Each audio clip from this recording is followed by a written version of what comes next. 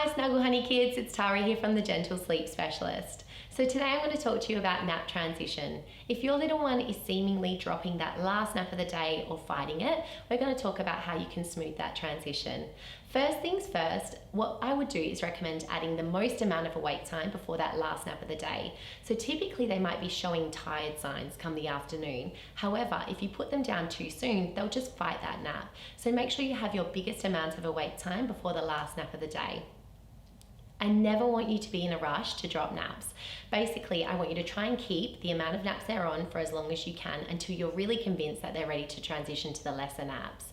Often if you drop naps too quickly, they'll go to bed too overtired for the nighttime, and after a couple of days of this, it can cause significant issues with their nighttime sleep. So try adding a little more awake time before the last nap of the day and seeing if that helps. Next, I would look at, in their awake time before that last nap, could they be refusing it because they're losing their appetite for that sleep? So if they're in the car or pram or on the feed and they're really getting zoned out and drowsy, that can then remove their appetite for sleep ahead. So the last nap of the day can be quite fragile. What we want to do is make sure that we're not removing that need for sleep in their awake time by giving them downtime or opportunities to reboot and then fight that next nap. The other thing that I would try doing is adding a little bit more awake time before the second nap of the day slowly to see if you can span out their nap slowly. So what you'd want to do if they start to refuse that last nap of the day, then you might want to sort of say add 10 minutes before the first nap, 15 before the second nap as an example. So you sort of start to span their day out ever so slowly.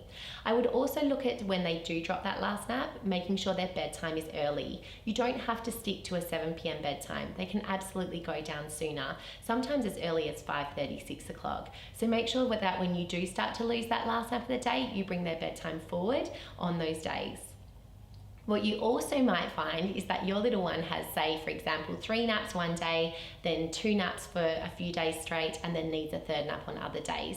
Or you might find if they cat nap on the first nap or they wake early in the morning, that particular day they might need that last nap. Whereas if they have a really, good morning waking and a good first nap or second nap, you might find that then they make it through with less. So don't feel like you've just got to suddenly transition to, say for example, 2 naps a day. You can dice between 2 to 3 naps a day or 3 to 4 naps a day for some time until your little one really transitions properly.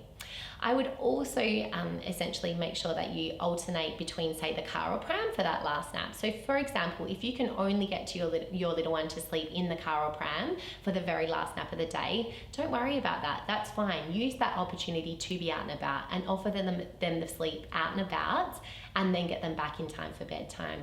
So I hope this helps with those transitions. Remember, don't rush it, take your time and let it happen slowly over a period of time. Thanks guys.